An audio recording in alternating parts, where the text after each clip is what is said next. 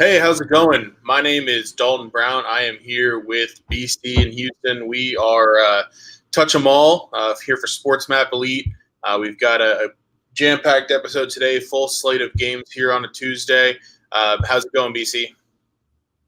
Doing outstanding, Dalton. Feels good to be back. Had some nice time off for a little over a week. Back in the game now. Posted some content yesterday. Went 3-1. So nice way to spend Memorial Day weekend. How was your holiday, my friend?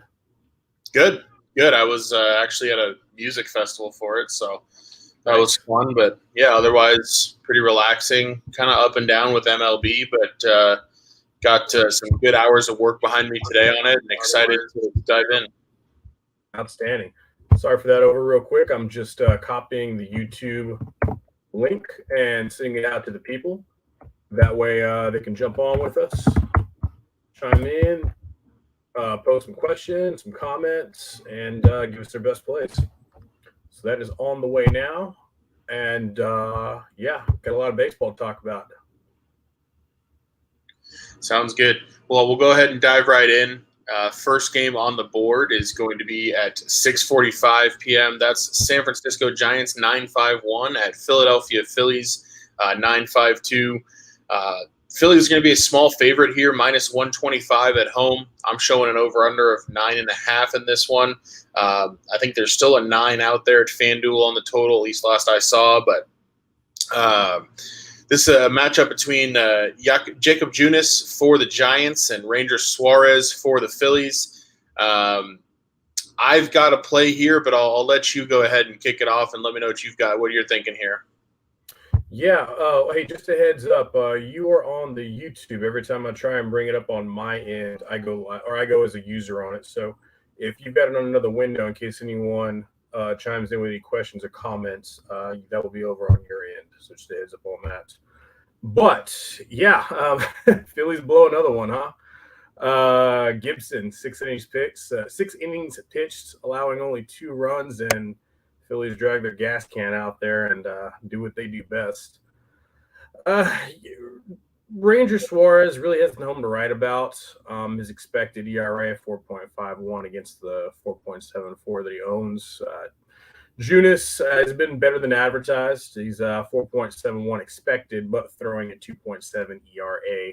Giants hit lefties very well. Phillies don't hit righties well at all. So it looks like the value is definitely here on the Giants at plus money. Both bullpens are terrible. San Francisco, I believe they own over 6.5 ERA so far in the past 30 days. So that would be the month of May. Schedule-wise, though, looking ahead, the Giants have 6 more road games with no days off. So Junis has got to go long here. Philadelphia might end up getting to him, but I still think the Giants have the better bats. I think even their bullpen's been terrible. I still think they have the higher ceiling after Junis comes out. I played them very, very small this morning at plus 115. I saw that 9 out there. I considered the under, but I ended up laying off. It'll be an official lean for me. It's not going to be on the official Sports Map Elite website on my official card, but I am very, very small on the Giants money line today at plus 115. What do you got, man? Yeah, I'm actually all over the over in this one, and I would lean a little bit toward the Giants on the money line, just because to me this looks more like a straight pick'em game. But I'll kind of run through my reasons, and we've certainly got a fair amount of overlap here. For starters, the Giants bullpen has been the worst in baseball, not only over the last month, but it's been even worse in the last 2 weeks. They've got an ERA of 7.17 in the last 2 weeks, and you look at what Jacob Junis has done this year. I think that 2.76 ERA he's got is really reliant on his starts early in the season. He threw 10 scoreless innings in April, but those were against the Nationals and A's. And if you look at what he's done since then, in May his ERA is right around 4. He's consistently been giving up 2, 3, 4 runs in about 5 or 6 innings. There's nothing wrong with that, and he's avoided a blow-up start so far. But like you said, his expected ERA is pretty pedestrian. His baseball savant page is pretty ugly. The Giants have had him throwing his slider more than half the time, which in theory should help him, but it's been kind of up and down for him. But, like you mentioned, Philadelphia, that's a terrible bullpen too. Their ERA is right around 4.6 in the month of May. I'm not at all a believer in Ranger Suarez at this point. I think he was a bit of a flash in the pan last year when they first moved him into the rotation. His expected ERA has been a full 2 runs higher this year than it was last year. So, I mean, I think this regression we're seeing from him is pretty real. And if you look at what he's done recently, his last 3 starts, 14 and a third innings pitched, 11 earned. That includes 7 walks, 16 hits, so tons of traffic on the bases. And like you talked about with the Giants against lefties, they've got a WRC plus of 138 in that split in May. I mean, that's just absurd. 3rd best in the league. And the Giants games have actually been going over pretty consistently recently. They've gone over this number 9.5 in 10 of their last 15. You've got a small ballpark in Philly, warm weather. So, yeah, I think both these starters right now are guys I'm looking to fade. I'm looking to fade both these bullpens. I understand why it moved from 9 to 9.5. It's a best bet for me at 9, and it's still a play for me at 9.5 on the over. Nice. Moving on. On that, sir. Sounds good.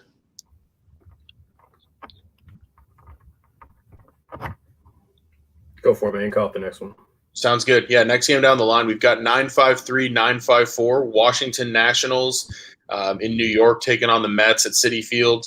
Mets a pretty heavy favorite here, minus 185. Nationals, I'm seeing at plus 170 here on the road. I'm showing an over-under of 9.5 once again here. We've got Patrick Corbin on the mound for Washington taking on Trevor Williams for the Mets. Patrick Corbin has really been one of my favorite fades all season. I mean, there's no secret to the fact he's been terrible. He did finally get his first win in his last start. So he's now 1-7. Okay, 3 earned in 6 innings against the Rockies.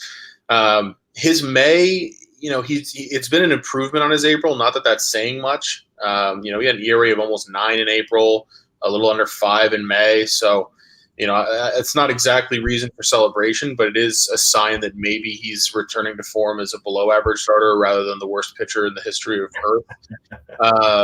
He has made 2 starts already against the Mets this year. He's pitched okay. He's only got 9 innings total, but he's only given up 2 earned. I didn't really see that coming. I was expecting to look back and see that the Mets had lit him up earlier this year. So, some encouraging stuff there for him. Still, I mean, this is a guy that's a bottom-tier starting pitcher. It's pretty rare to see an expected ERA of over 6, and, he's there. He's at 6.09. But if you look at what he did last year too, he's actually been okay against the Mets pretty commonly. So it's kind of a lineup that doesn't seem to see him terribly well. And then I look at the other side, Washington, they've actually been well above average against righties in the month of May. WRC plus of 113. Trevor Williams has made 2 relief appearances against Washington this year, had mixed results. In his appearances so far in May, he's gone between 3 and 4 innings, pretty much all of them. It's been a real mixed bag. He's had 2 of them that were super poor, where he gave up 3 or 4 runs, 3 of them where he was scoreless. He's a guy that's really hard for me to sort of predict what he's going to do. The advanced metrics really like him. His expected ERA is like 2.5. He's got a strong batted ball profile. So he doesn't really walk guys. So, I mean, I think, my instinct says Williams should see some positive regression coming his way. He should be a pretty sizable favorite over Corbin. And he is. I don't think that there's really a ton of value on either side here. So curious to hear what you've got to say. Yeah, this is going to be a play for me. I mean, you pretty much said everything that needs to be said about Patrick Corbin, currently sporting that 6.3 ERA, somehow worse on the road, 6.86. I think you mentioned he's over 7 right now in his last 30 days, his last 2 starts. His opponents are averaging 293 batting average. You mentioned he finally got his first win. Well, the previous 10, though, he either pushed 1 or he lost the other 8 by multiple runs. He's just not a guy you can back. He's a guy, like you said, you fade all the way. Trevor Williams, ERA, they moved out of the bullpen, hadn't been better, which is to be expected, I suppose. 1.93 when he was coming off the shelf. City Field, though, 3.2 ERA over 5 on the road, so hasn't been bad. Bullpen for the Nats, hot garbage. I think they run a different closer out there pretty much every single week, and I don't think anyone they run out there is at an ERA under 4.5. Mets have also been batting well. They've been pretty hot. I think they scored 5 runs in 5 of their last 6, and every single one of them was against much superior hurlers than Patrick Corbin. So this is going to be pretty easy for me. I jumped on this one pretty late last night. So I took the Mets run line. I got it for even money. I made it a 3-star play, and I got a little sprinkle on the Mets team total over 4.5. I think the Patrick Corbin domination continues, and this is probably going to be one of the last times that we see him on the stage, at least for a while. All righty, sounds good. All right, moving on. We've got rotation number 955. San Diego Padres, plus 115 at 956. The Cardinals, who are the favorites at home, minus 125. The over and under this morning was 8.5 juiced, minus 120. Start us off there, brother. What you got? Yeah, I've got quite a bit here. I've got a pretty strong play on the Cardinals, both in the first 5 and on the full game. I'm going to make the full game play half unit. First 5 plays is going to be a full unit. St. Louis, I've talked on the last 3 or 4 straight touch about how good they've been against left-handed pitching. WRC plus 142 in May. That's second best in baseball, just ahead of the Giants. And they have a 301 team average of 301 against lefties in the month of May. So been absolutely dominant. Blake Snell making only his 4th start of the season. Not a whole lot to go off of, but he hasn't looked good. 12 Ks in 9 innings is encouraging, but he's also walked 5. He's given up a couple big homers. He's not pitching deep into games at all. And you look at, for me, I think I like him a little better in the first 5 because San Diego's pen has been above average in the month of May. But I also like Adam Wainwright a bit here. He's a guy that's always pitched better at home throughout his career. The numbers don't necessarily show it this year, but he loves pitching at Busch Stadium. And I think that the Padres offense has been scuffling a little bit. They're 28th against righties in the month of May in WRC plus. I think Wainwright can probably get through that order twice with a decent amount of success. And then St. Louis's bullpen's been pretty good too. I mean, slightly above average in the last month or so. To me, I like the Cardinals at home pretty often, but right here, getting them at minus 120 in the first 5 innings, minus 120 in the full game. I like first 5 innings a little more, but I like both quite a bit here. I think they should be a little bit bigger of a favorite than that. Yeah, I cashed a real nice one. It was my bigger play yesterday of the 4 that I put out on SportsMap Elite. By the way, guys, Dalton and I both work for SportsMap Elite, sportsmapelite.com. All of our content is there, including analysis and probably maybe a couple more picks that we add through the day if they don't end up on our Twitter. It's $19.99 a month, so feel free to go there. Check out all the content for the NBA Finals from Chris Dell and Joe Spano, as well as horse racing and NHL Finals from Fred Fowler and Colin McPeak. Anyway, enough of the promo. Yeah, Blake Snell, not a road warrior. Over 6 ERA, 6 walks per 9. I mean, he's getting lit up. I only had 1 start on the road this year, but it was against Philadelphia, and I don't think he made it out of the 2nd inning. He's just not a guy you want to back right now. He could be someone he could be someone you could back in the future once he settles down a little bit, but it's just not there. And last year didn't look like he was there either, honestly. So we'll see what happens with Blake Snell. But Waino, he's been good, but he's had a couple of flops. His walks haven't been the usual, issuing a few more passes compared to his last year's numbers. He's got a lot of contact, too. According to his baseball savant, though, it's not been hard contact, though. So he's benefiting from some good defense behind him, and he might be catching a little bit of lucky break as well. But strikeouts have been good. 7 Ks through, I want to say he's got over 7 Ks in his last 8, but you have to keep in mind his sample size of his data is much bigger. I mean, I think he's averaged over 90 pitches in his last 7 or 8. And he's touched 100 a couple of times that I backed him. So obviously when you go through the order that many times, you throw that many balls, batters get a better beat on you, and you end up giving up a little more contact. But so far, I hadn't really hurt him. So that's extremely encouraging, and that kind of leads me to one of the plays I'm going to have on this game. But I just can't back San Diego right now. The offense has just been very inconsistent. St. Louis has been a little more consistent. I'm really liking that 285 average versus lefties. That definitely puts me on the side of the fence offensively at least against the Cardinals, especially at home. San Diego bottom 3 in WRC, 5 in walk rate, so they're striking out the 13th most in Major League Baseball. So clearly these numbers are indicating that they're a feast or famine type offense. In the beginning of the season, they came out like gangbusters. Now they're about maybe upper middle-ish class in most hitting metrics. It's enough to easily put me on the Cardinals today.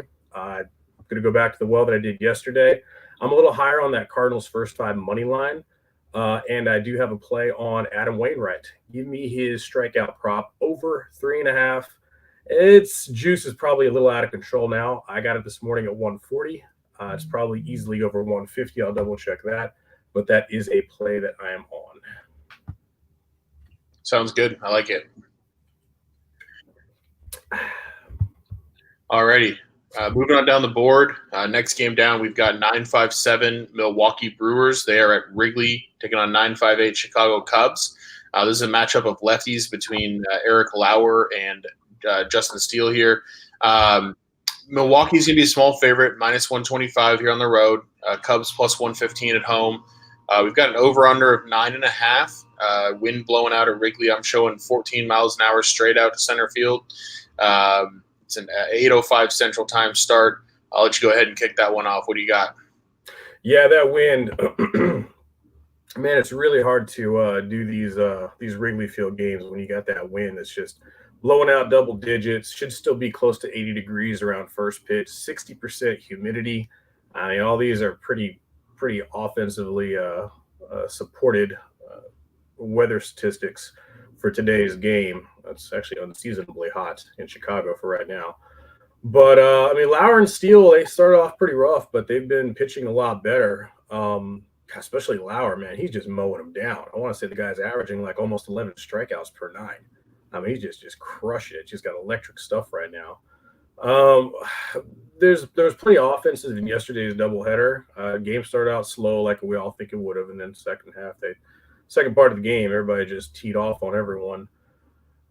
Steele, he just issues too many free passes. I want to say he's at 4.5 per 9. He's averaging less than a strikeout per inning. The price on the Brewers, and I don't know what the current number is. I saw it this morning at -135, but then I saw the weather report. I decided to pass on the game in general, unless for some reason the weather flips. I mean, I want to take the Brewers in this spot, but it's a little unpredictable. Man, Lauer's been electric. Steele's got some good stuff too, but again, the free passes, the wind, is just too much up in the air for me. So I do not have a play on this game, but if I had to, it would definitely be the Brewers, and I would go ahead and play them on the money line -135. Again, that's not a play that I am making, but if forced, that's how I would go. What do you think, D? Yeah, I generally agree. I mean, I think for me, the buy price on Milwaukee is probably around -120, maybe -125. You know, you said it with Lauer. I mean, you look at what he's done this season, a whip of 1.01, ERA obviously is really low. And those numbers are actually pretty well supported by his Savant page. One thing that's interesting, though, Justin Steele actually has a lower expected ERA this season than Eric Lauer. I didn't really see that coming, but they're really close. But Lauer faced the Cubs in April, 7 strong innings, only allowed a run. Milwaukee's pen has been 6th best in MLB in May. Cubs have been, a little closer to league average. The Cubs have been slightly above average against lefties offensively. Both these teams have seen the opposing pitcher a bit. Milwaukee's actually seen Steele twice already this year, both times in April. Second time went a lot worse for him. So trend suggests that, Milwaukee's seeing him better each time they run into him. I think Steele's got a pretty good batted ball profile when you look at his Savant page. And like you said, the issues for him are control related. And he's not really getting anybody to chase or swing and miss. Milwaukee has been pretty good when they put the ball in play against him this year. And I think that probably continues today. My concern for Milwaukee, and the reason I haven't made that a play, If you look at what they've done in May, they are 29th against lefties with a WRC plus of just 76. They're not seeing left-handed pitching well over the last month. This actually had me looking at an under because I think there's reason to believe both pitchers could throw potentially pretty well. But I am just not going to do that with the wind and the heat at Wrigley. So I lean Milwaukee a little. I lean the under a little, but I've got too many reasons to not want to bet this game at all. So I am going to ultimately end up passing it. Yeah, same here. I mean, the wind's a great equalizer for me. I agree. We could be looking at a first 5 under, which is currently set at 5, juiced to the over by 10 more cents. But again, it almost feels like this is the kind of game where you just kind of want to in-game it, you know? You get some good value on the Brewers if the Cubs get out ahead, or you just leave it all alone, you know, if the Brewers just start raking.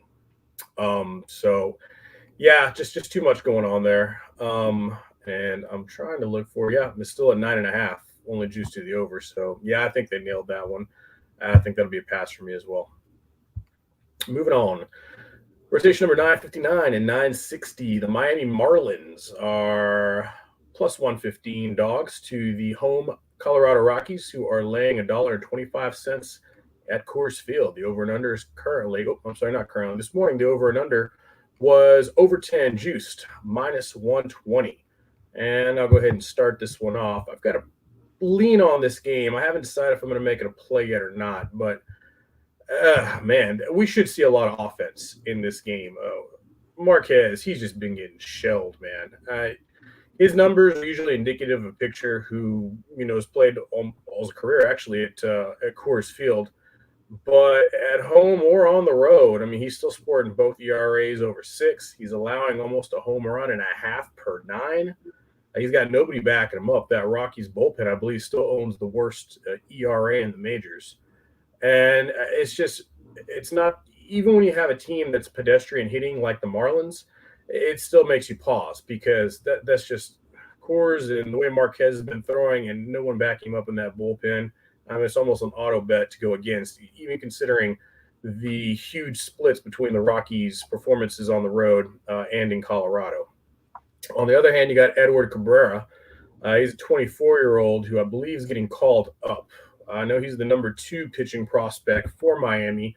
He's 24 out of the Dominican. I think he had a couple of starts last year. I know it didn't go well because he's got previous numbers I saw before that. He gave up a ton of bombs, gave up a ton of contact. Obviously, that's probably not going to do very well for him in Colorado. I don't feel like this is probably the best time to call the young man up for his first start in 2022 at Coors Field.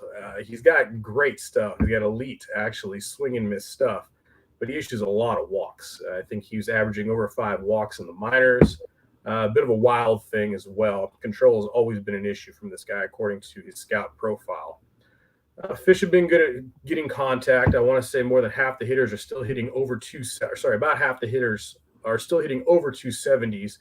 And, you know, the Rockies are going to rocky at home, even with a guy like Cabrera, who, again, is, you know, prospect, first start of 2022.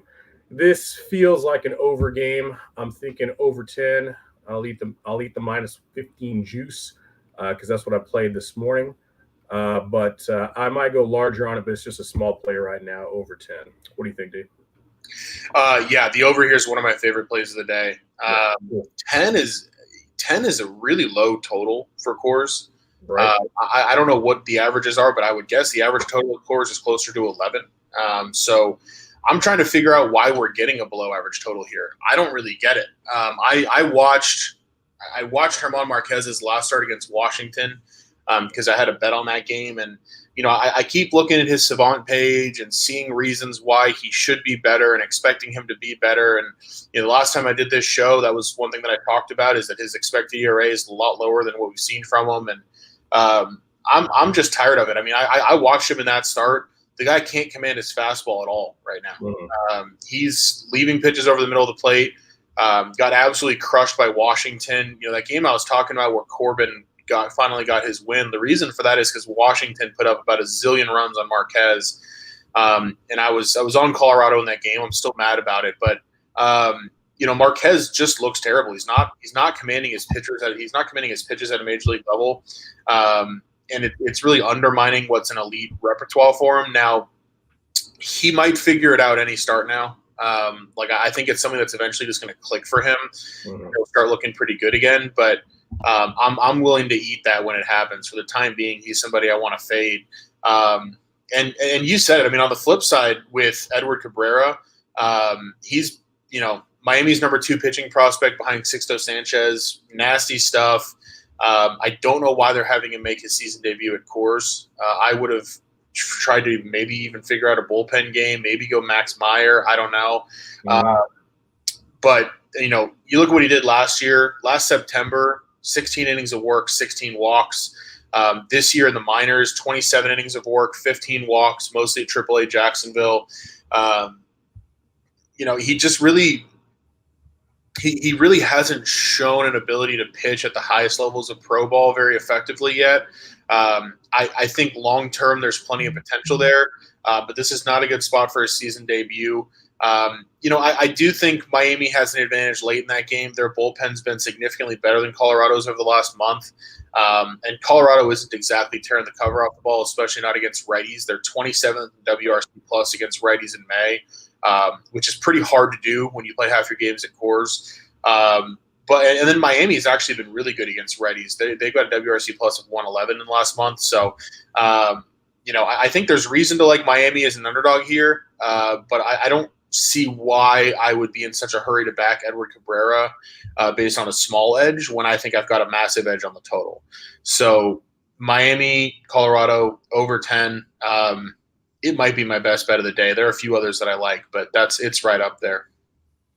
Yeah, I mean, you even wonder if they're going to limit, or actually I should say if they are, of course they're going to, but how many pitches they're going to limit Cabrera to.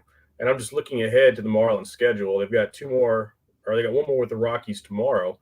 And then they're back in Miami with no rest in a 4-game set against the Giants. So, I mean, you like to think they can pull them early and go to their bullpen, which, again, like you mentioned, is superior. Hell, everyone's superior to the Rockies bullpen, but I'm not sure they have that option. They have a much more important series coming up at home against San Francisco. But then again, you're probably going to leave the young man in too long and could shatter his confidence, but it's going to make us some money. Yeah. One other note here too. I think this game is going to get rained out. So we'll see. But from what I was looking at in the Denver forecast, it's supposed to start pouring rain right about game time. So I'm really hoping it doesn't get rained out. But I like the over even more when I hear that, because you might end up in a situation where teams have to shuffle their pitching. We might see a lot of these bullpens. If we end up with a long delay, game drags deep into the night. It could get pretty wild at Coors. I honestly would not be shocked if this was one of those like 11-8 Coors Field games at all. Yeah, I'm actually on RotoWire right now. It says likely to be delayed or maybe rain. 56 mile, 30% chance of rain, 10 mile winds blowing in, steady rain, moderate winds blowing in. Well, we're not going to get that long ball that we were hoping with. I think that's the answer why we're not laying the over and under is not set at least a run and a half higher. Weather is going to be factored in. 43% chance actually. 40% chance of first pitch and then 10 miles coming in. So, yeah, I mean, I'm still going to roll with it. But, I mean, I think that answers our question that we posed earlier. Yeah, I mean, I think that explains it. I still think the adjustment's too big. I think I think this game should be 11.5, maybe 12. So to knock it down a run and a half or 2 runs based on that, I don't know. I mean, and I get that the wind's going to knock down the long ball, but there's so much outfield grass in Colorado that I almost don't worry about the long ball quite as much. As long as guys can get the ball onto that grass, it just rolls. Guys are going to be around the bases. So, not to totally downplay that impact. I think it matters, but I think it matters worth maybe half a run, maybe a run, and I think we've got more value than that here. So we'll see. Yeah, I hear you on that. A lot of extra base hits is what I'm thinking as well. Yeah. Go ahead and put it out there for the people anyway, even though that we know there could be weather affecting. We've got next up rotation number 961. The Braves are going to be pretty sizable road favorites, minus 165 against the Arizona Diamondbacks. They're plus 145 home dogs. The over and under is 9.5, juiced minus 115 to the under. I don't have a ton on this, man. I'm going to go ahead and let you rip and run with this. Both pitchers have struggled. Morton with the walks, Castellanos just in general. Snakes, they've had trouble putting runners on the base pass all year, and the Braves just don't hit on the road for whatever reason. I've got to lean to the first 5 under, but I really don't have too much on that. Both of these teams have not been play on or really play against teams for me. So I'll let you run with this one, Dave. Yeah, I actually do have a side here. I think Atlanta has no business being this big of a favorite in this spot. I'll dive through why. I think Humberto Castellanos is a guy who I'm a little higher on maybe than the market, but look, his last start was against the Dodgers, and anytime you get a young right-handed pitcher pitching against the Dodgers, this is kind of a preview to some later, but I'm almost always going to be on the Dodgers team total over. They kill young righties. They did that to him in his last start. But if you look at what he's done other than that, 3 or fewer earned runs in every single other start he's made this season. So he hasn't necessarily been dominant, but he's kept him in the game every time he's been out there other than that one. Arizona's bullpen's been excellent. They were really good yesterday. They were really good Friday through Sunday against the Dodgers. It's kind of a sneaky group. There's no big names in there, but they've been doing a really good job of limiting runs. The Diamondbacks have played baseball they played just as good a baseball as the Braves have this year. And what really intrigues me about the Diamondbacks in this spot, taking on Charlie Morton, they are killing the ball in May. They have a 118 WRC plus against right-handed pitching on the month, second in the league in homers against righties this month with 30. And I look at, obviously for Charlie Morton, May's been a big improvement on April for him. He had an ERA of 7 in the first month of the season, but he's allowed more than 5 hits, about 2 walks per start. And he's been really bad on the road. ERA 6.75 on the road, and Arizona's not exactly an easy place to pitch, not in terms of crowd, but just in terms of hitting environment. Atlanta's pen has been pretty good in May. So, I think there's a reason like Arizona maybe a little better in the first 5 than full game. But I think this game should be like Atlanta minus 120, not minus 155. The Braves, I get that they're still being priced like the team that won the World Series last year. And I do think they're going to get better as the year's gone along. And I think Arizona's probably not going to play 500 ball all year. But for where these two teams are at right now, I'm getting Arizona on the run line plus 1.5 at just minus 115. When I think their bullpen can go toe to toe with Atlanta's in their current form right now, I think their lineup can do damage right now against right-handed pitching, probably better than Atlanta's can. I think the Diamondbacks are a little undervalued, so I'm going to be on Arizona on the kind of the reverse run line here, plus 1.5 at minus 115. Yeah, that's some good value right there. I couldn't agree more. Obviously, you scratch the Morton versus Castellano matchup. That edge obviously goes to the Braves, but when you factor in their road hitting woes and the fact that Diamondbacks have a pretty substantial bullpen themselves. Fun fact, the Arizona Diamondbacks straight up against teams that are middling or been hovering around 500, which is a large percentage of the field. They're actually 4-1, hitting at 80% straight up. So if you were to take the Arizona Diamondbacks in those games, you'd be plus 342 right now.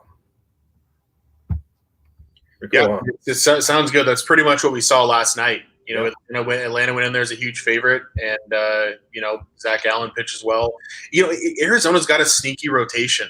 I don't think they're good. Like I don't think the Diamondbacks are all of a sudden a good team or a playoff contender by any means. But you look at their form recently, and they're a team that they keep getting priced like they're the Pirates, and they're not. Right? Yeah, or the early season Reds, and they're not necessarily a good team, but they're a damn good profitable team. Yeah, they're getting some big plus numbers, and they're cashing more often than not. And Zach Gallen, he's a gem right now. And I've got to pull his numbers, but he is extremely profitable pitcher. Yeah. So that was probably easy money last night that I'm apologize overlooked. Memorial Day weekend activities and whatnot. All right, moving on. Actually, I lost my spot. Take the next one, bud. Yeah, next one down, we've got the Pittsburgh Pirates, last National League of the day, 9-6-3 at 9-6-4 Dodgers. Chavez Ravine tonight. I'll go ahead and kick off with this one because I've got a ton of info, as I usually do when the Dodgers are on the board. So last night's game was pretty wild. Pittsburgh jumped out to a 4-0 lead on Buehler. He's just not locating his fastball well enough. They hit a couple bombs off him, and Dodgers battled back as I sort of expected that they would. I actually had a bet on them live at plus 2.5 runs, which was pretty fun. But Dodgers battled back, took the lead. Kimbrel came out and was a little sloppy on back-to-back. Big error allowed the Pirates to take the lead, and then the Dodgers ended up leaving a couple runners on with a chance to tie at the ninth. It was an exciting ball game. As a Dodger fan, it's funny. Everybody on Twitter is throwing a fit about it, and it's like, look, I mean, the team's winning almost all the time. Like, they're going to lose every once in a while. But I like the way things set up for tonight. Pittsburgh's closer, Bednar, threw 50 pitches last night. He's done for the series. He hadn't thrown more than 26 pitches in a game all season. Dodgers facing Mitch Keller tonight. This is a guy who was recently demoted from the Pirates rotation because he's just been pitching so poorly. He's allowed 4 or more earned runs in 5 of his 7 starts this season, 2 or more walks in 4 of his 7 starts this season. If you are not commanding the baseball against the Dodgers, they will not chase. This is a team that crushes righties, and especially young righties who are still sort of finding themselves, like Mitch Keller is. Dodgers WRC plus 136 against right-handers in May. That's first in the league. And this is kind of a hidden factor that I'm not sure how much it matters, but Dodgers drew 47,000 fans last night for a Monday night game against the Pirates. Tonight, it's Julio Urias bobblehead night, and Julio's on the bump. We're going to see 50,000 plus again tonight. That's just not an environment Pittsburgh is used to playing in. The Dodger fans are really showing up. I mean, they always do, but they're really showing up right now. And I think it's a bit of a hornet's nest for a guy like Keller. I wouldn't be surprised if he's out of that game by the 3rd or 4th inning. Flip side, I look at Julio Urias. He struggled a little bit against Pittsburgh on May 9th. He gave up 11 hits, but he only allowed 2 runs in the 6 innings. He's only allowed more than 2 earned once, over the last month, and twice all season. He's been pretty darn good otherwise. 11 innings, 1 earned on the road trip over 2 starts. So, and then you look at Pittsburgh, 27th in WRC plus against lefties in the month of May. I say all this to say that, look, I mean, the Dodgers are minus 360. I'm not going to sit here and tell you to bet a money line on anybody who's minus 360. If anything, you want to blindly bet Pittsburgh, but I wouldn't do that either here. I also wouldn't look at the Dodgers on the run line because you're laying almost minus 200 to lay a run and a half. It's incredible. For me, like, just distill it and do the team total. It's something I talk about a lot. Dodgers, whenever they face a young righty, team total over 4.5, 5.5, whatever you can get. I've got it over 5.5 at even money. Especially with the Pirates bullpen being taxed last night, they don't have the one really good bullpen arm that's in that pen. They basically blew their load with him last night to get the 1 win. So they're going to end up in their bullpen early tonight, and I think it's going to probably get ugly. I think the Dodgers probably win the game 9-3. But rather than sit here and lay a bunch of juice, just play the team total over. So those are my thoughts. Yeah, no, I completely agree. The first thing you got to look at it almost seems like the first thing I default to on these Dodgers games where they're $2 or more is the team total. I mean, they're going to put offense. This is a perfect scenario, perfect situation. A bounce back after the only win that the Pirates really felt like they needed to get in LA, and they got it. And now you got Arias on the mound, and they did get to him before. I think they faced him earlier this month. He allowed 11 hits, but he only allowed 2 runs. So offense could be prevalent. What are your thoughts on the over? Oh, yeah. I mean, it's a strong lean at the over at 8.5 too. My only concern is that Julio has completed 6 innings really like quite a bit this year.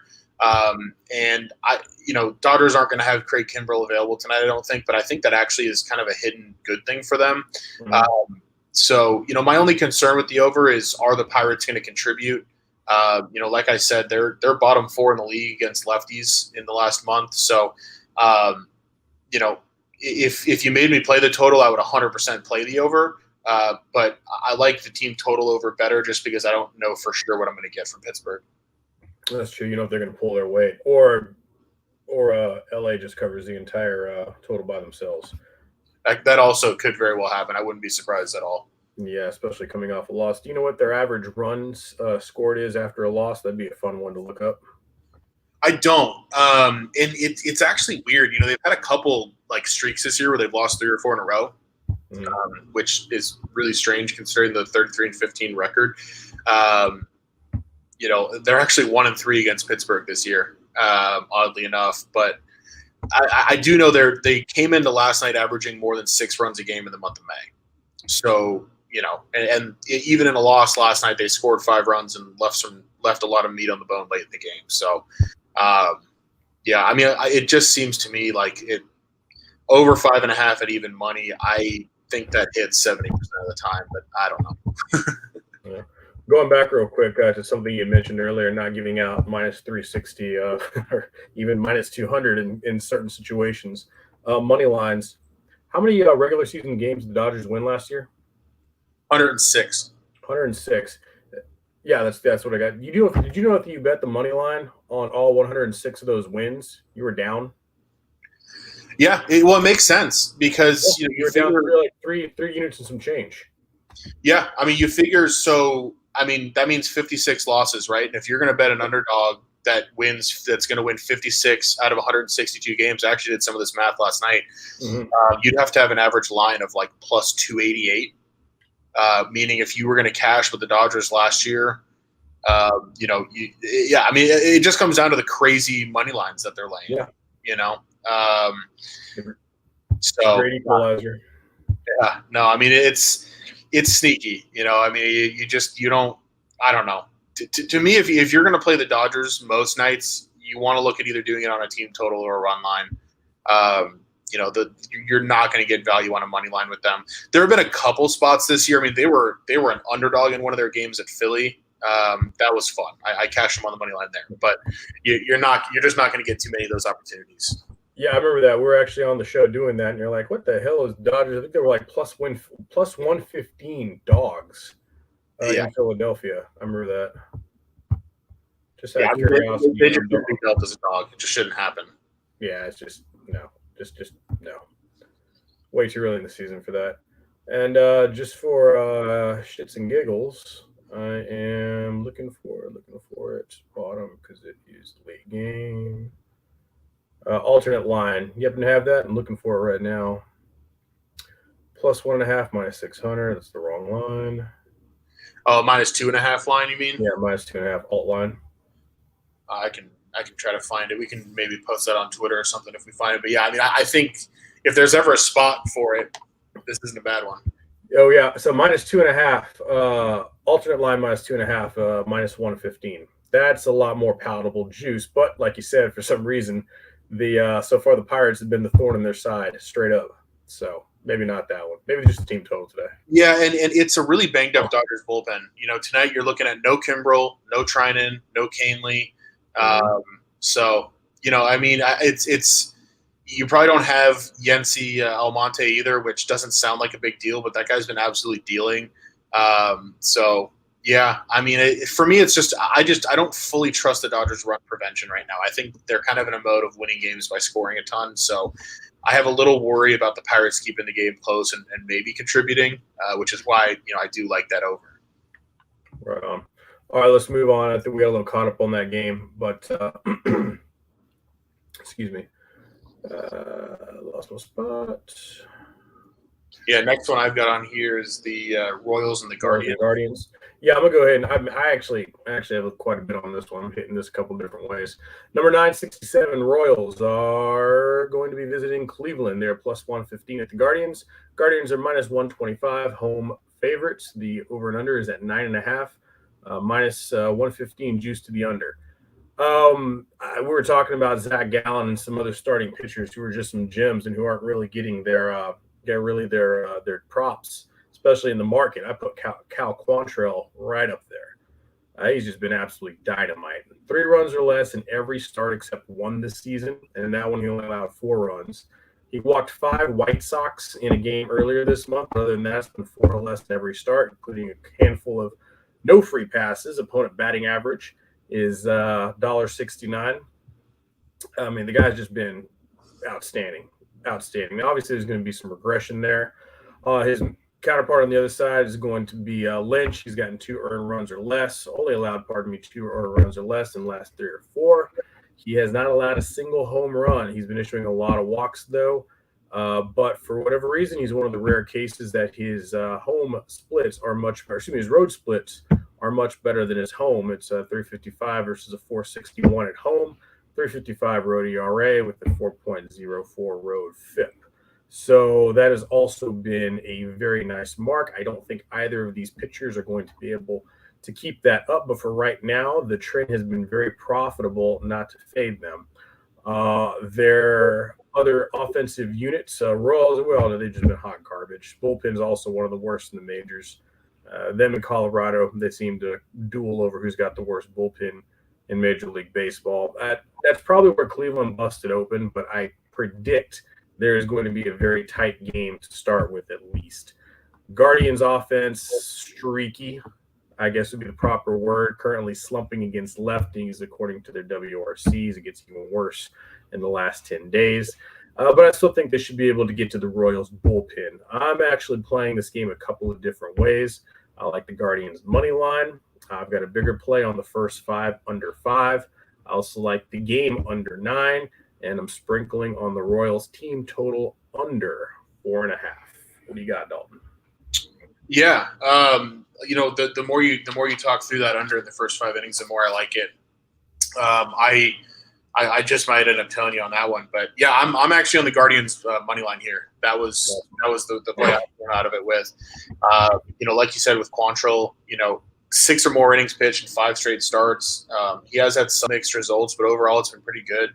5 innings, 2 earned in the opening series against Kansas City. Nothing wrong with that. Some of his savant metrics suggest that maybe there's a little bit of negative regression coming for him, but I'm not so worried about that happening against Kansas City. This is a team that their offense has been middle of the pack against righties in May, but I don't think a whole lot of their offense in general. It is a guy.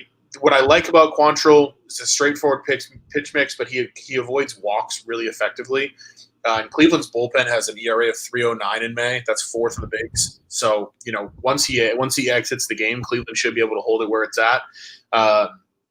So I really like the Guardians from a run prevention perspective here, and the Royals are a team that just find ways to lose, and a lot of it comes with the fact that their bullpen's been terrible.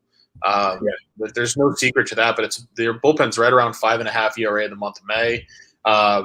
The concern is that Cleveland's 3rd worst in the majors, like you talked about in WRC plus against lefties. That's a May only stat. But what scares me about that is that they were just as bad last year against lefties. I think last year they were like 28th or 29th in the league in that split for the full season. So that's been a bugaboo for them for a while. But I trust Quantrill more than Lynch here, and I trust Cleveland's bullpen a lot more than I trust Kansas City's. I think this is one of those spots where we're getting the better team with the better starter and the better bullpen at home, and we're only having to lay 120.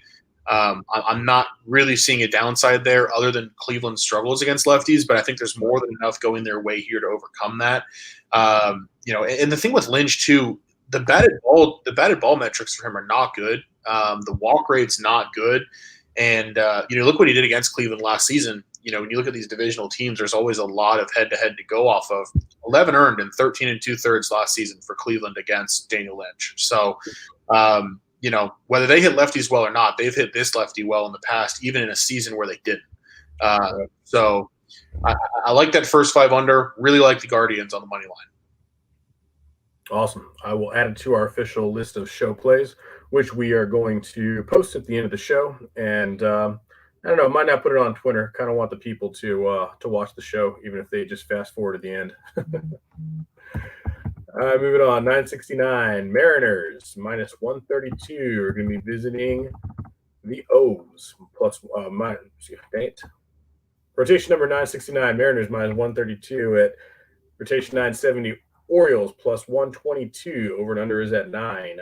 Under is juiced at -115. What do you got on this one, bud? Yeah, this game sucks. Honestly, I mean, not much.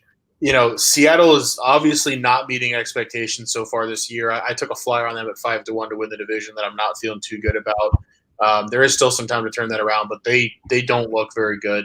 They actually have a lower winning percentage than Baltimore entering tonight, which I don't think very many people saw coming. But I am pretty high on George Kirby.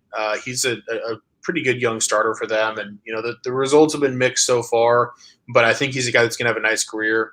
The problem is last 2 starts for him, 9 earned over 10 innings, 3 homers. So he's kind of getting hit around a little bit when guys put bat to ball. Baltimore is a middle of the pack offense, middle of the pack against righties. I do think we need to reevaluate Baltimore a little bit. I think, they look a lot better to me than teams like the Royals and the Tigers and some others. But then I look at, Baltimore tonight going with a mostly bullpen game. This is a Seattle offense that's at least capable, whether they fit well or not. You're probably going to get this Brian Baker. He's 4.6 ERA. You're probably going to get him for an inning or 2. He's allowed runs in 4 of his last 6 relief appearances, so it's not exactly the strongest opener they could go with. I was reading on Twitter they might go Keegan Aiken for some bulk tonight, try to get 2, 3, 4 innings out of him. He has been pretty good, and to be fair to Baltimore, their bullpen as a whole is actually second best in baseball in the month of May. So I think there's reason to potentially like Baltimore as an underdog here. If their bullpen can keep performing the way it has been. And Seattle it's been just disappointment after disappointment for them. But I can't overlook the fact that I think eventually there's going to be some positive regression for Seattle, some negative regression for Baltimore. I don't think these teams are equal by any means. I lean Baltimore on the money line, but I don't really want to have to pay attention to this game. And there's just way too much variance between Baltimore throwing their bullpen and the Mariners going with George Kirby making only his 5th major league start.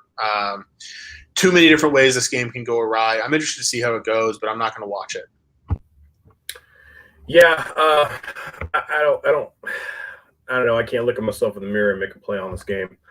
If I did, I would lean to maybe a Mariners team total. I think there could be some offense in here. I mean, Kremer had 13 starts last year, and he just got a toe up. His baseball savant page is all Democrat. You get it, blue to the left. Are you seeing Kremer as a pitcher in that game now for Baltimore? Yes, I saw Kremer as a pitcher as of a few hours ago. Let me check. Let me make sure he still had him up on the board. Nope, you're right. It's Baker now. My mistake. Okay, gotcha. I swear, not even 2.5 hours ago was Kremer. No, I believe it. They've been switching it around a lot. Yeah, because I was showing Baker with potentially Aiken going a little bit of bulk behind him and mostly a bullpen look for them. Yep, I did my background on Kremer. All right, well, never mind then. That makes it short and sweet. Kirby does have trouble giving up the long ball. He's averaging a bomb per start, though it's been limited action. No swing and miss stuff, but walks are good. Small sample size. I think offensively, comparatively, the Mariners and the Orioles are both in the same ballpark as far as hitting, aside from Neo's explosion yesterday. And I do like the advantage the Orioles have in the bullpen. That being said, it's not enough to get me to the window on either of these teams, especially a bullpen game. Even coming out of the Orioles, on the Orioles side, even with Aiken going for a bunch of innings, even though he is actually pretty solid setup, man, pretty solid middle guy. So I don't have anything on that one, bro. Let's just go and move on. What you got on the next one? Next game, I've got 9-7-1 Anaheim Angels at 9-7-2 New York Yankees. This is your mid-show reminder that the Angels don't play in Los Angeles. But yeah, we've got Noah Syndergaard and Jordan Montgomery, pretty decent pitching matchup. Angels small underdog plus 120. Yankees a pretty small favorite at minus 130. Over under 8.5 here. I don't have a play here. I've just got some notes. If you've got a play and you want to start this one off, feel free. Yeah, I've actually been pretty encouraged with Syndergaard. He had the just absolute shit show start against the Rangers, where I don't think he made it out of the first. Other than that, I mean, he's been sub 2 ERA, kept the walks down, under a home run per start. A lot of soft contact, solid 3.58 road FIP. Montgomery also been solid, 3.86, 3.99 FIP at home this season. Also has been a great job keeping the walks to a minimum, especially when you look at his career numbers. Angels are going to lose me on the offensive side. They've been slumping. They haven't had Rendon for a while now because of the wrist injury. The bullpen's been committing arson the past 2 weeks, and these have all been against key division rivals in these series. So just collapse after collapse after collapse. They just can't be trusted after they pull their starter. Yankees, I think, are going to be out. I've not checked the Yankees injury report recently, but I know they're going to be out a few starters. I think they're either going to rest some guys or they got a couple of guys on some real minor injuries. Excuse me. Oh, they're still the better units, without a doubt, though. The value's probably on the Angels. They have the 12-9 road record. They still have a top 10 in WRC against lefties away. But I just can't get there, man. I just can't get there. I like the first 5 under 4.5. I think they're able to keep it together. And then after that, I think the Bronx Bombers start to bomb. Fun stat, New York is actually a perfect 5-0 to the over after a day's rest so far this season. My plays are first 5 under 4.5, but I like the Yankees run line. I think they're just going to annihilate the Angels' second half pitching. I'm getting a great number at plus 150, so I'm actually going to be on that one as well. Okay, yeah, I think I actually am starting to really agree on that Yankees run line number, and partially because I'm a little lower on Syndergaard. I think what bothers me with Syndergaard is he's a guy that when I think of old school Noah Syndergaard, I think of a guy who's going to come in and strike out a ton of hitters with electric stuff. And his fastball spin rate hasn't been terribly impressive this year. His K rates have been well below average. He's seen a lot of contact, and I think he's been a little bit fortunate with that contact. His expected ERA for the full season is 4.07, and his ERA in May is right around 4. So I have a little bit of concern with him pitching in a ballpark like Yankee Stadium tonight. But like you said, he really has only had the one bad start, and outside of that, he's been pretty effective. And it's hard to know how much that one start is skewing his numbers. I think it creates a little bit of variance in my expectation for him. I've also consistently lost, regardless of whether I tail or fade Syndergaard this year. So he's a guy that kind of, I kind of want to stay away from. But a couple of the notes here. The Yankees are right around league average against righties over the last month. They've been dominant against lefties. The bullpen for New York the bullpen for the Angels has been absolutely awful. 6.63 ERA in the last 2 weeks specifically. Yankees have been mid-pack for the season with their bullpen, but the Yankees bullpen ERA is actually 5.73 in the last 2 weeks, so not great either for them. So, I worry about Syndergaard's contact profile tonight. I think he might get hit a little bit. That said, I don't know what we're getting out of the Yankees lineup-wise. Angels missing Rendon's a huge deal against Montgomery. Obviously he's a lefty killer, and Montgomery. What I like about Montgomery is he's low variance. Like, I know what I'm getting from him every start. In 7 of his 9 starts this year, he's given up exactly 2 or 3 earned runs. He generally throws 5 or 6 innings almost exactly. Anaheim is a team that, on the season has hit lefties pretty well. But missing Rendon really matters in that split. They've got some other lefties in their lineup who I think are going to start to regress a little bit against left-handed pitching. I do kind of like the first 5 under, but I also kind of like the full game over, which keeps me off of it. I think we can see pretty decent outings from both starters. But I worry that decent outings from both starters could still yield like a 3-2. So I don't know. To me, the line on the game looks about right with the Yankees being a small favorite. I can't quite get there on any play here, but I think it's certainly an intriguing matchup. Yeah, I'm seeing a real low first half, like maybe a 1-1 or a 2-1 even. And then after that, all hell breaks loose when the Yankees, just start teeing off on that just atrocious Angels bullpen. And I think they win it late. I mean, I can't even count how many late inning run lines the Yankees have covered. It seems like they just feel it, after the 7th inning stretch, especially when they're in the Bronx. So I think we could see some more of that, some late inning home runs that I loathe to see as a fan of an opposing American League team, but it's keeping us paid. So moving on. I don't have a ton on this next one, brother. I'm gonna go ahead and let you take this one. White Sox and Blue Jays. Okay. Yeah, 973 Chicago White Sox, 974 Toronto Blue Jays from Rogers Center in Toronto. White Sox plus 155 underdogs here. Blue Jays as a pretty significant minus 170 favorite. Low total 7.5. I think rightfully so. Looking at the two starters here, there's a lot of similarities, but there are a couple of key differences. Gausman has been remarkably consistent. 6 shutout innings his last start against the Cardinals on the road in St. Louis. That's certainly impressive to me. The underlying metrics with him completely support his success. He's been excellent in basically every way. He has started to walk a couple batters, but still not to a degree that's worrisome to me. And if you look at the full season body of work, he doesn't walk guys really at all. Toronto's bullpen's been about league average in May. White Sox has been a little worse, but still not terrible.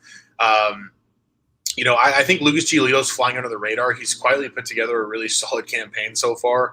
2.57 ERA in April, 2.66 in May tells me he's been pretty consistent. And Toronto has struggled against right-handed pitching. They are 25th in WRC plus against righties in the month of May. So concerns there for their offense. But if you've listened to me talk about the White Sox, I talk all the time about how split dependent they are. They kill lefties. They don't hit particularly well against righties. That's continued this season. They've been below average against righties all year long in basically any period of time you look at it. The difference with Giolito and the reason why I think Gausman has a little bit of an advantage, Giolito's underlying metrics are kind of more average. He has, elite strikeout percentage, really good whiff percentage, but a worrisome walk rate, which is something we've seen from him at times throughout his career. A lot of barrels against him so far this year, and the Blue Jays, can sometimes be a team to take advantage of that. That being said, plus 155 with Giolito, I can't get there as far as that making sense. Not with the way Toronto struggled to hit right-handed pitching this year, and not with Toronto's bullpen being as average as it's been. I think the White Sox should be more like plus 130, maybe plus 140. I can't quite get to plus 155. So I do lean the White Sox plus 155 on the money line. I would have liked a run line on the White Sox plus 1.5, but I'm getting that dealt to me at minus 145, which that's a huge delta, and I think it has to do with the low total. So I don't know. I mean, if I can get the White Sox run line plus 1.5 at like minus 130 or better, I might look that way, but probably a stay away with a lean towards Chicago. Yeah. I see a couple of sharp guys that I also follow are also trying to take advantage of that value on Giolito. He had a really rough opening to the season. It kind of feels like his pricing, for whatever reason, has remained there, which isn't fair for everything you just mentioned. He's put together 2 very good campaigns in the past 60 days, or 2 months, I should say, to kind of make his numbers look a little bit better. And it's just a ton of disrespect. I mean, yes, the Blue Jays are finally heating up. They're starting to turn into the offensive that we thought they were going to be. 4+ runs in their 5 straight games. This could just be the fate of the White Sox offense, which is slumping a little bit right now. I don't know. I kind of feel in the under on this one. I know both bullpens are inconsistent, but they're both coming off rest. You got Gausman throwing well, Giolito throwing well. I would lean under 7.5, but that's a low number, especially for a streaking offense and an offense that's very capable of finding themselves again. So it would be a stay away from me. Yep, sounds good.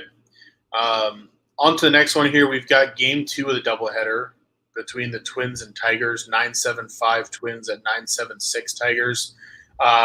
Quick update here. In game 1, the Twins won 8-2 on the road, and their starter, Devin Smeltzer, went 6 2/3 innings. The Twins only used one guy out of the pen. It was Griffin Jacks, the Air Force graduate. He threw 2.1 innings. Tigers didn't use a whole lot of their pen either.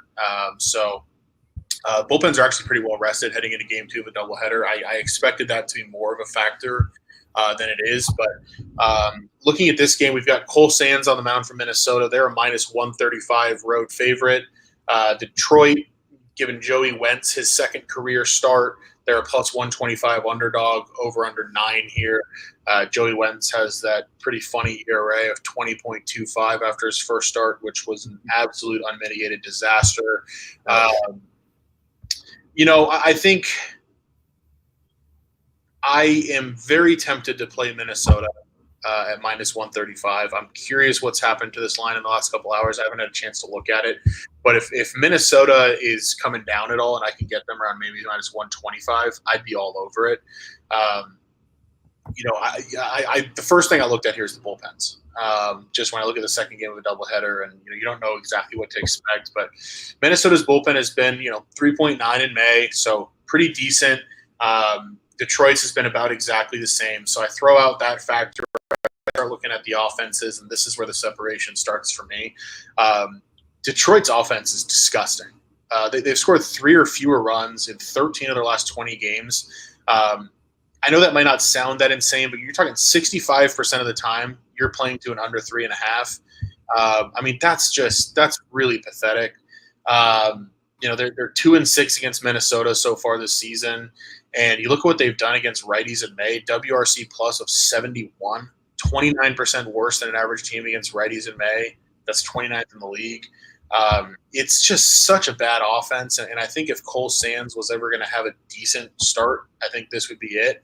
But it's going to be mostly a bullpen game for Minnesota. I think it ends up being involuntarily mostly a bullpen day for Detroit as well. The Twins crush left-handed pitching. They're 4th best in the league in May in that split at 132 on WRC plus. I get that they're without Carlos Correa. That absolutely matters, but they got a bunch of righties in that lineup who have been hitting lefties well. Even some of the lefties in their lineup, Luis Arias absolutely crushes the ball at Comerica Park for his career. I think Joey Wentz, he didn't look ready for the bigs at all in his first start. I mean, if you're giving up 6 runs to this Oakland offense in 2 innings, that's pretty eyebrow raising for me. So I strongly lean Minnesota here. I might end up playing Minnesota on the money line. I think we're getting the better lineup in the better split.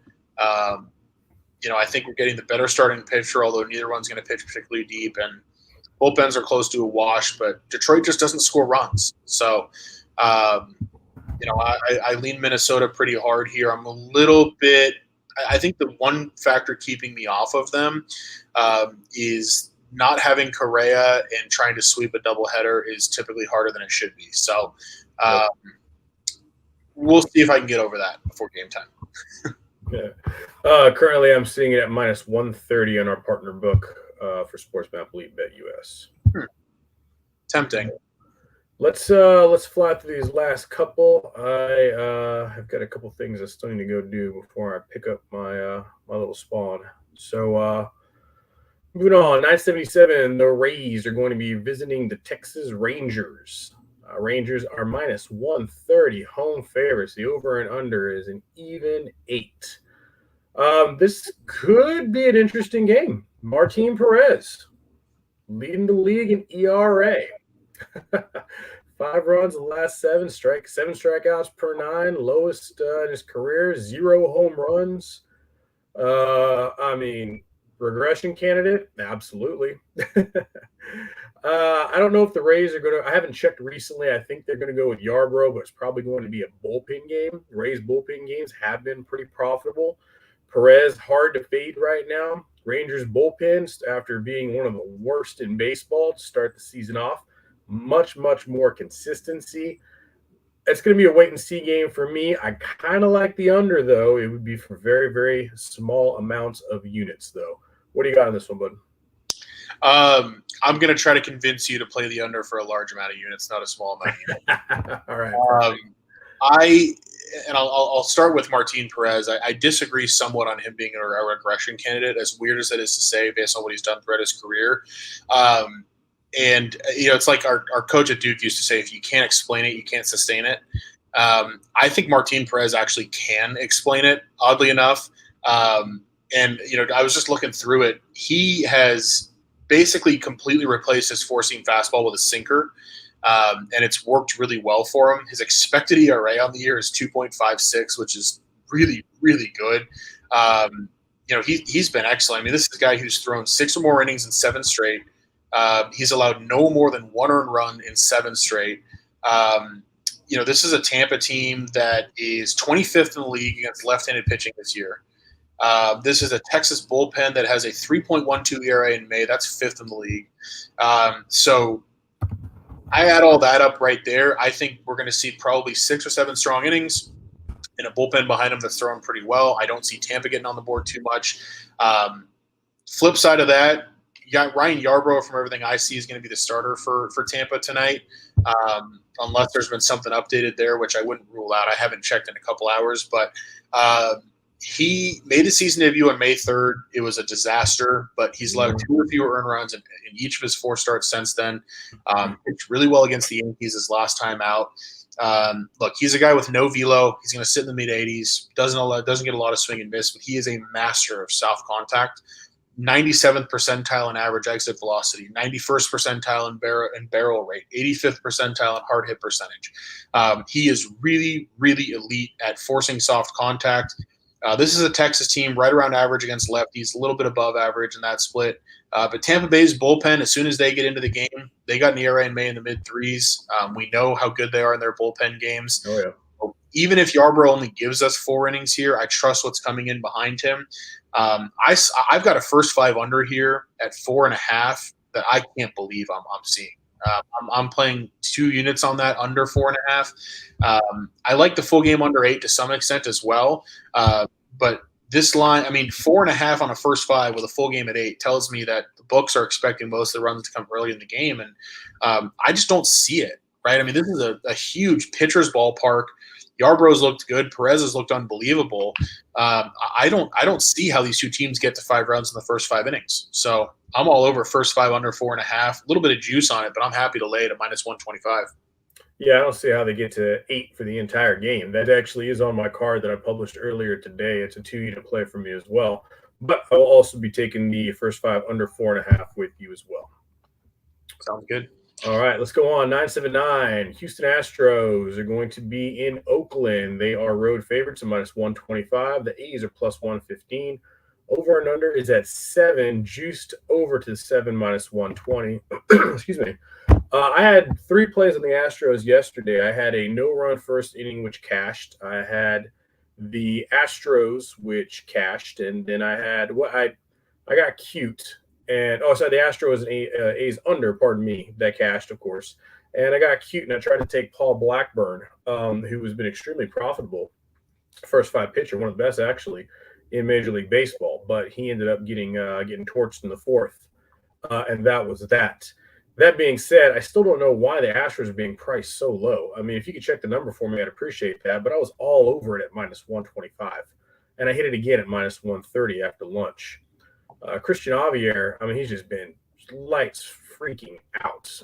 AL Cy Young candidate, early possible. Why not? 2.43 ERA, 11 strikeouts per 9, less than 2 walks per 9. Houston's got the best ERA in the bigs, the best bullpen ERA in the bigs, and the best under team in baseball. Everyone knows the names of everyone who is on the offense or who is in the hitting lineup for the Astros, but they still have not really been showing out like they did in previous years. Don't really need that. You can still push 4 or 5 across if you've got your entire pitching staff keeping the opposing team under 3 and still win baseball games and still cover run lines. I think we're going to get more of the same that we saw yesterday. Frankie Montas is the ace, not Blackburn.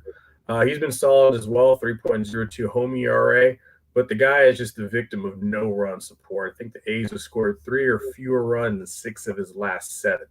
It's kind of like a Verlander situation last year. Not last year, he didn't play last year, but the year before, pardon me, in his Cy Young trip because he just wasn't getting the love on the offensive side of the ball. Offensively, the A's are just still terrible. DFL and batting average and bottom 10 in bases, home runs, extra bases. No one's hitting over 237 still, I don't think. Again, Astros aren't hitting great, but the home run is still showing up almost every other game. That's how they're getting their dubs. there's not too much more to look at for me. Javier's success, the guys behind him, the success, the A's anemic offense, in spite of Montas doing excellent work. And we're getting a cheap price again on a Astros team who is leading by 3.5 games now, the AL West. Again, I don't get why the low price, but I'm all over it. Give me the Astros money line and the Astros first 5 money line. What do you think, bud? Yeah, I mean, I agree. I had Astros written down as a lean. I think you just talked me into them as a like.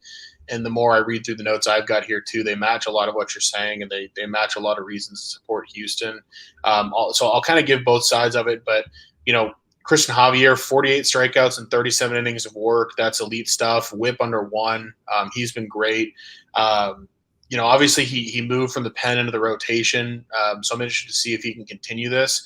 But I think he's going to continue it tonight against Oakland. I just talked about how Detroit's pathetic against righties. Oakland is somehow significantly worse. Oakland just doesn't hit. They have a 65 WRC plus in May against righties. That's just unbelievably bad. DFL, like you said. So I don't know where the runs come from for them. Houston's bullpen in May, 1.87 ERA. That's eye-popping too. So I just don't get it. I agree. I'm seeing 135 now. I think it makes sense. Lines moving that way. I'll probably still play it at 135. Quick to touch on a couple things here. To me, I think I like the game under if it's at 7.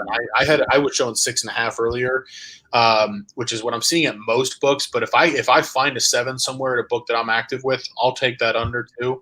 Montas, 2.25 May ERA. 3 earned runs total allowed in his last 14.2 innings.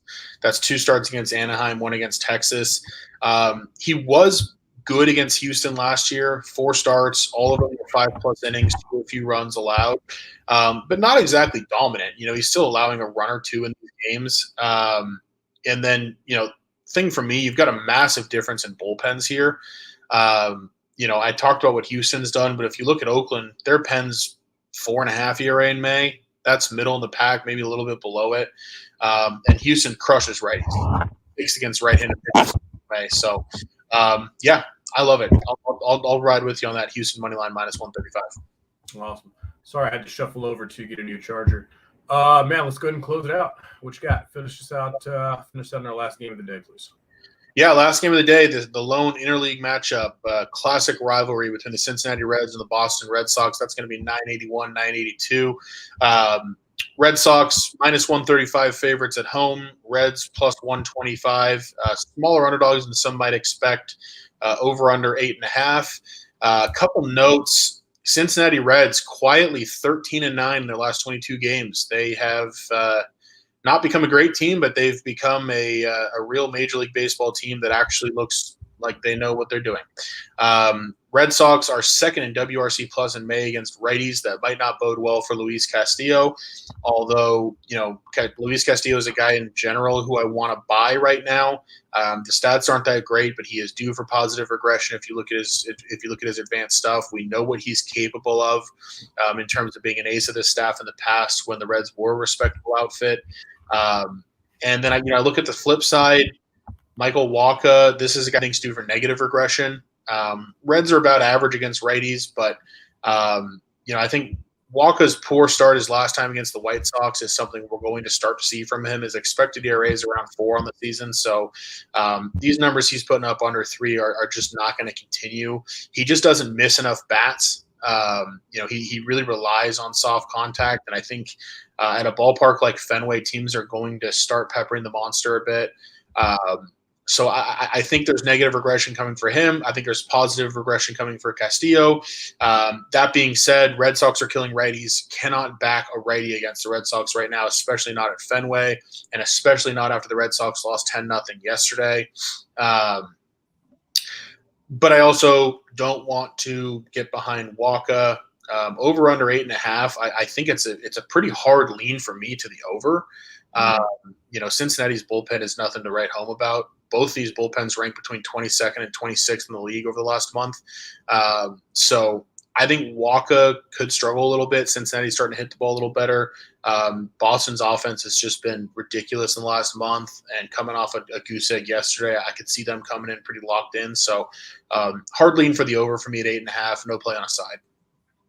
Yeah, I'm also with you on the over on that one. 3 or more runs in the last 8 games for Cincinnati. Boston's offense, you just touched on everything. Good starts from Castillo, good starts from Waka, but yeah, what are we sitting on right now? Still sitting on 8. Last I saw was 8.5, a little bit juiced to the over. I'm currently, let's see what I can find. I liked it better at 8. Sure. Well, so do I. Yeah. Yeah. It'd be a lean for me. Yeah, I see 8.5. I see the juice now. Over 8.5 minus 120. I don't see any more 8s out there. Yeah. I don't have much on that one, man. Just going off of recent form and everything you just mentioned, I would be a lean at over 8.5, but I try not to. I haven't made it a habit to get back into betting the Red Sox after they went through that terrible slump in April. And the Reds are still the Reds to me, even though Luis Castillo, man, he was so good last season. Damn, he was good last season. And he just fell off a cliff. If he builds it back up again, terrific. He could be one of those pitchers that we always talk about that we found great F5 value in. But for right now, to be a wait and see for me. And Waka, veteran, been around for a long time. But yeah, side with Boston, but not at minus 150. Pretty good lean for me over 8.5. Yeah, I think that's about all I got for you on that one. Sounds good. Yes, sir. You want to run through these best bets, these show best bets real quick? Yeah, absolutely. I mean, I'll run through the ones that I had highlighted pre-show, and then you can run through what you've got there as well. We'll put them all together, and make a package out of it. But yeah, for me, I'm looking at the 8 bets I had highlighted pre-show, all of which I'm going to be on. Giants, Phillies over 9. I'd play that at 9.5 as well, though I like the 9 better. St. Louis Cardinals, first 5 innings, minus 120. St. Louis Cardinals, full game, minus 120 for half a unit. Marlins and Rockies, over 10. Diamondbacks, plus 1.5 on the run line at minus 115. LA Dodgers, team total, over 5.5 at even money. Cleveland Guardians for me on the money line, minus 120. Rays, Rangers, first 5 under 4.5. And a couple others that I like, and will update on my Twitter if I end up playing them before the games get started tonight. What about you? Yeah, so going off of the card I have posted on Sports Map Elites earlier today, I'm on the Mets run line, even money. I'm on the Mets team total over 4.5. I like Cardinals first 5 money line. I like Adam Wainwright over 3.5 strikeouts. I'm on the Guardians money line, the first 5 under 5, the game under 9, and like the Royals team total under 4.5. And the Yankees and Angels, I like the first 5 under 4.5, and the Yankees run line. On the Rays and Rangers, I am also under 8. And on the Astros and A's, I get the Astros money line and Astros first 5. You and I agree on everything. I'm going to hold off on that D-backs play. What did you want to jump on with the Astros money line? And we'll make that our official card. That'd be 3 absolutely picks. Sound good? Yeah, no, I'm all over that Astros one. That sounds good to me. Awesome. All right, man. We'll talk after we hop off. We'll figure out the best way to disperse this to the people. Otherwise, been a great show. Great being back on the air with you. Missed it. And let's look at doing it again on Thursday. Yeah, let's keep it rolling. All right, man.